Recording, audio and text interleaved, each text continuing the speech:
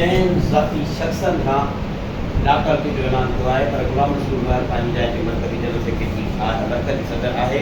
सिकंदर जरदोई पंहिंजी जाइ ते असांजी डिवीज़न जो डिवीज़नल सदर आहे। हाजी शफ़ी पंहिंजे फिलिप नज़ीमुद्दीन खान जो ज़रिए सदर आहे। गाज़ी खान जमाली पंहिंजो मरकज़ी जनरल सेक्रेटरी या हाणे मरकज़ी इलेक्शन कमेटी जो चेयरमैन आहे। उन इलेक्शन जा प्रोसेस जा असां हिसो हूंदासीं रहंदा, उन खां असांखे कोई ॿी शइ त साईं जो अलॻि खणी निकिता आहिनि। जीअं साईं बिल्कुलु क्लियरली बर्दाश्त कई त अल्फिया हू साईं ॻाल्हि कई, असां बि मां बि अल्फिया ॻाल्हि कई आहे मूंसां हीअ त ॻाल्हि करे वियो त के ॻाल्हायो आहे मूंसां ख़ुदा जो क़िस्मत ते ॻाल्हायो बि कोन्हे। हिन चए सघंदो आहे तूं मीटिंग अरेंज न कर या मीटिंग कर त हुनखे हाईजेक कर कुझु। मां अॼु बि चवां थो ऐं इनशा ताला तव्हांजो हीअ जेको कारवान आहे इहो हलंदो, हुन में तव्हांखे अॻिते हली बि इहा शइ महसूसु थींदी।